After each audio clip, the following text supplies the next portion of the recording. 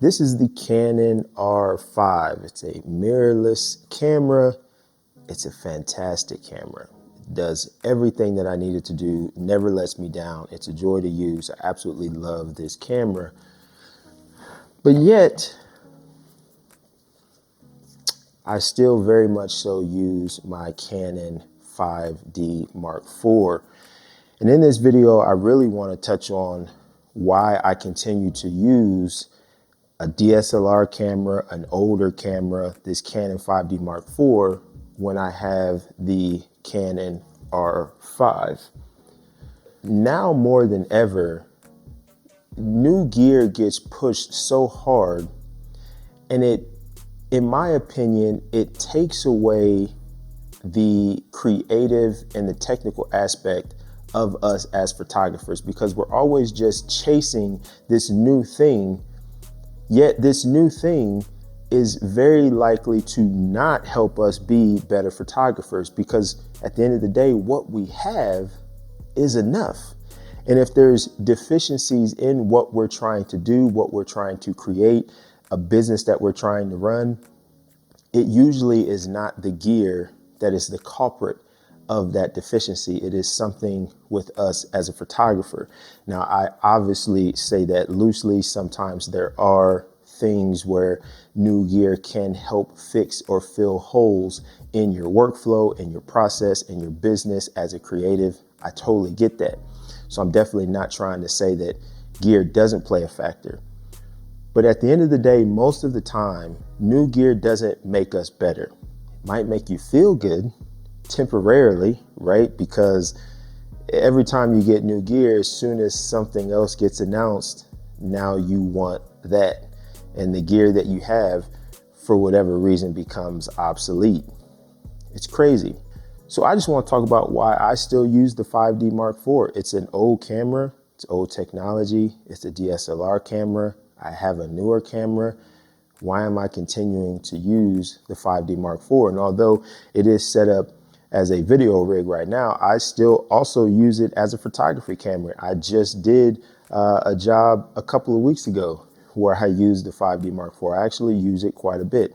So why do I use the Mark IV? Why do I have the R5? Why am I not always using the R5? Point number one, or reason number one, I love the 5D Mark IV. It was a camera that I had wanted for a long time. When I first got into the photography space, I started out with the Canon T4i, which, side note, still have that camera, still use that camera. But I started out with the T4i, and at the time, all of the professional photographers that I knew about were shooting with 5D series Canon cameras. And so I always had this aspiration to get the camera, because at the time, I felt like if I was going to take my photography to the next level, the 5D was the pinnacle. Now, of course, the 1D was out also at that time, but that was like way outside of my budget, and I didn't even feel like I needed that much camera. So that wasn't really anything that I strived to have. It was kind of like a long distance dream. But I always wanted to have a 5D series camera, because I felt like if I was going to be this great photographer, if I was going to step into this world of being a professional, I needed to have what was considered a professional camera.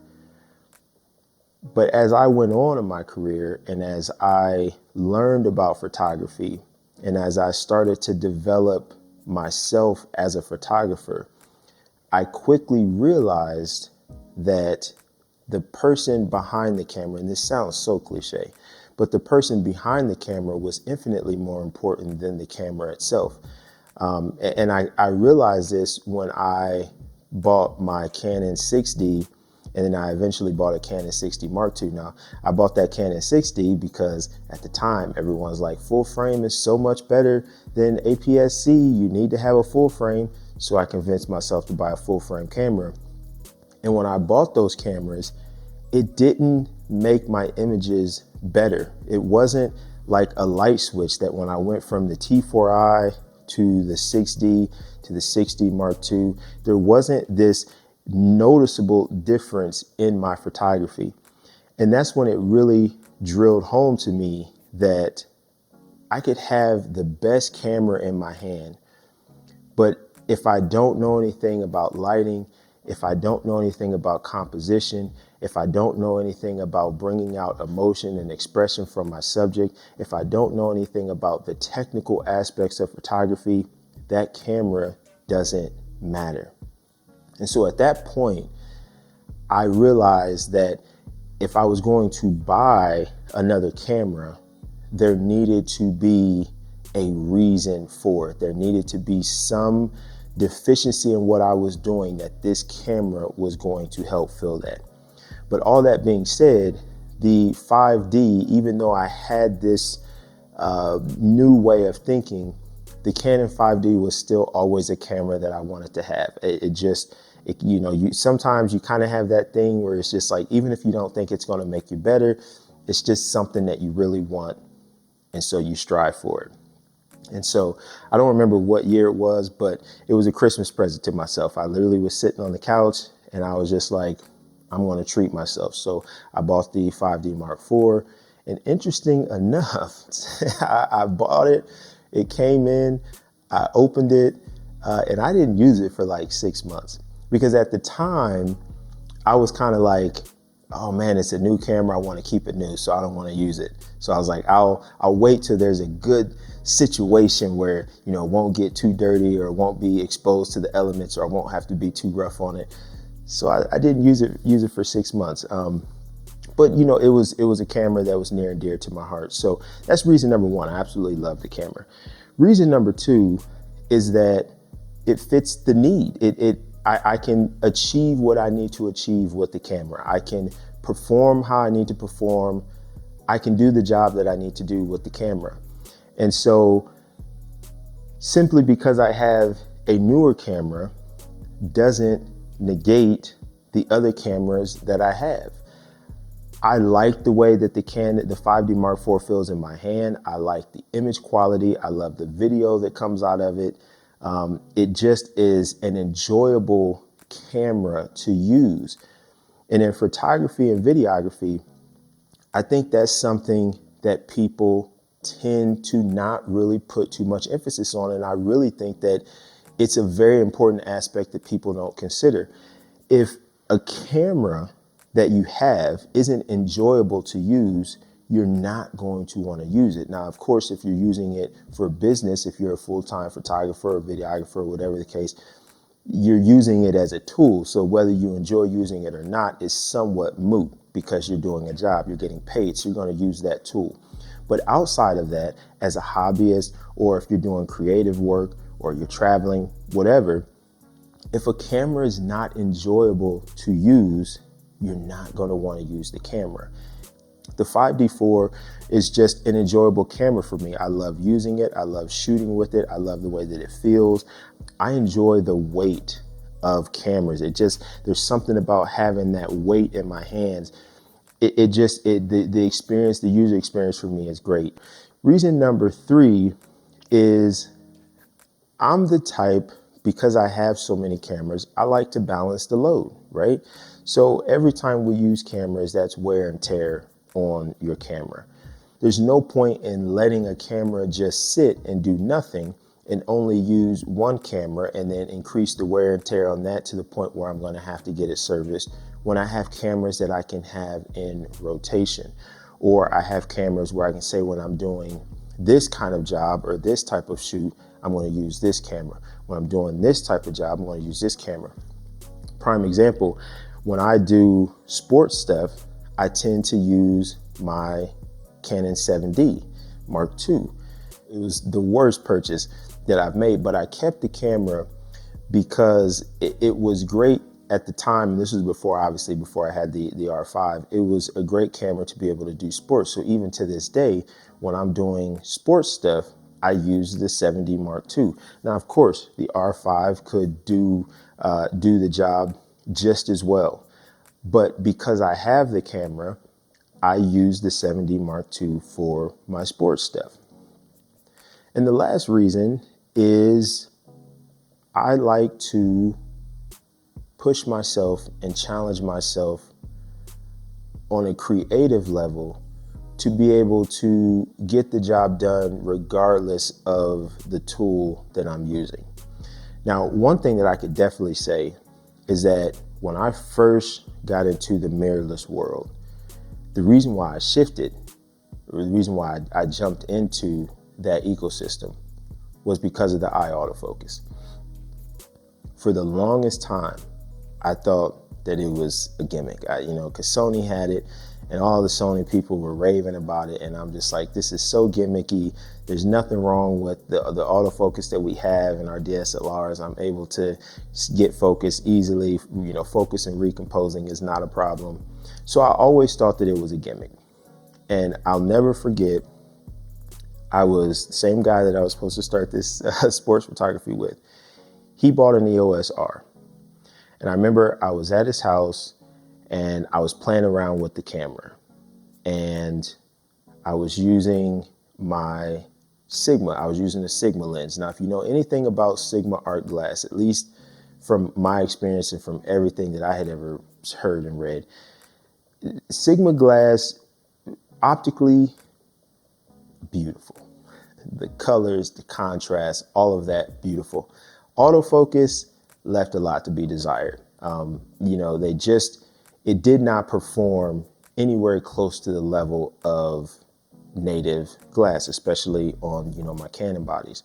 And so that was one of the things that was always a struggle with me when I used Sigma glass, was that I loved the way that it looked, but I hated the autofocus performance. I mean, my keeper ratio was so low when I would use Sigma glass over my native Canon glass. So I was at his house and I'm using the R. I happen to have one of those Sigma cameras or Sigma lenses with me, so I threw that on there. And the selling point for me was the fact that I took maybe 150 pictures and almost all of them were in focus. Blew my mind. Completely blew my mind, because that was like impossible pre-mirrorless with my DSLR cameras. I mean, I couldn't even tell you how much time I spent using the autofocus manual adjustment on the camera and the Sigma lenses. I mean, every time I bought a Sigma lens, I would take half a day to like methodically try to get that focus correct and was making all of these adjustments. So when I put that on that camera, mine was blown. So at that point I was sold. As a matter of fact, I think I went home that day and bought an EOS R. I was sold on the autofocus. But I say that to say, I found myself becoming lazy as a photographer, because now I could just point the camera at my subject and it was going to find the eyes. The focus was going to be on. I could just take the shot. So instead of being more aware and more intentional in how I was composing my shot, what I was including, what I wasn't including, where I was placing the subject in the frame, instead of really putting thought into that, I was just taking pictures, because I knew I didn't have to worry about focus. I didn't have to worry about anything. And then even when I bought the R5, it kind of was the same thing, because now I've got 45 megapixels at my disposal. So, if I just shoot it somewhat wide, I can just crop in. I'm still going to have tons of resolution. It's a non-issue, right? Using older technology forces me to think about what I'm doing and to be intentional with what I'm doing. Now, of course, you could make the argument, Anthony, just be intentional and think about what you're doing with your mirrorless cameras. And that is very much true, very much the case. But I'm a realist.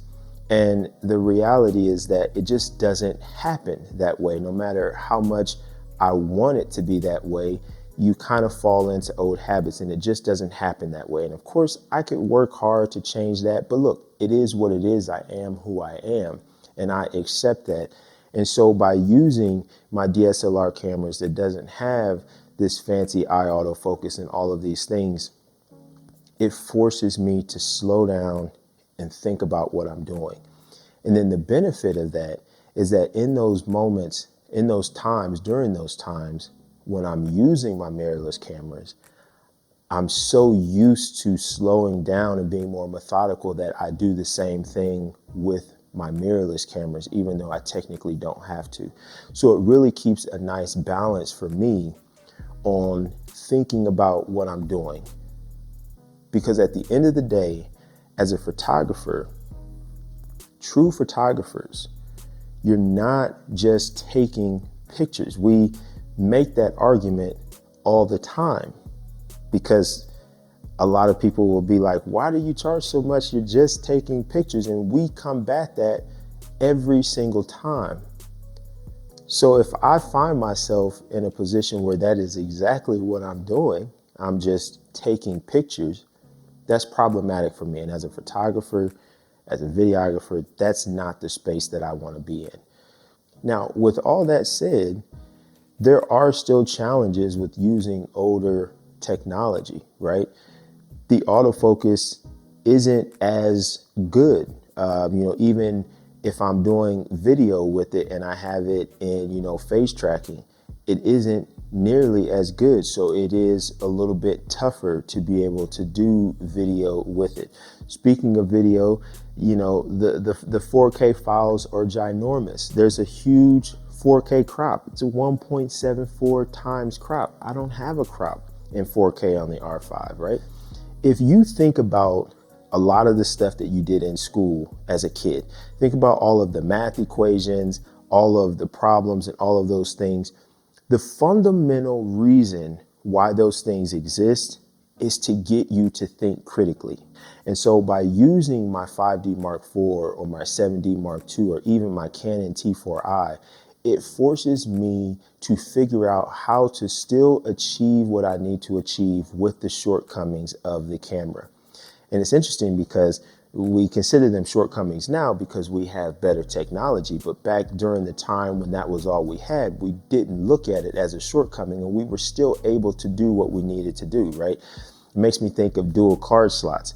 People are just like, oh, it's not a professional camera if it doesn't have dual card slots. But it's like, for years, we used cameras with only a single card slot. Never would you say I'm not a professional because of it. It's just that's what we had. So of course we have more now. So it does make sense to utilize that because there is benefit there, but it doesn't make what we already have obsolete or unprofessional or unusable just because it's not the same as what we have today. And in my opinion, for me, that helps me be a better photographer, a better videographer, a better content creator. And I'm always wanting to push myself to be better because there's always room for me to grow. There's room for me to improve. There's room for me to learn. I was on YouTube a couple weeks ago and I happened to see a video by Jessica Kobasi where she was explaining why she still uses a Canon 5D Mark IV and why she hasn't upgraded to a mirrorless camera. And a big part of the reason behind why she made the video was because she was constantly getting comments from people either saying you're not professional if you're not using mirrorless, or they kept asking, why haven't you upgraded yet? And first of all, I thought it was crazy that she even would have to explain why she uses what she uses because it's irrelevant. It doesn't matter. I don't know why anybody would care enough to even question it or ask it or comment on it. And it also made me not realize as if I didn't know, but it was a stark reminder of where society is in the photography space and how we're constantly pushing that you need to have the latest and greatest camera. If you want to be professional, if you want to be a great photographer, you need to have this camera. Otherwise, you're never going to be that. And it really hurts the industry as a whole, not necessarily the camera manufacturers because they're benefiting, they're selling cameras. But as an industry, we're pushing that in order to reach this certain level, you need to have a certain camera. And that's crazy because what that does is it shifts people's motivation to being able to get a certain camera, then their motivation in being a better photographer. And it's almost fed to them that if you want to be a better photographer, then you need to get this camera. And then you buy that new camera and you still suck.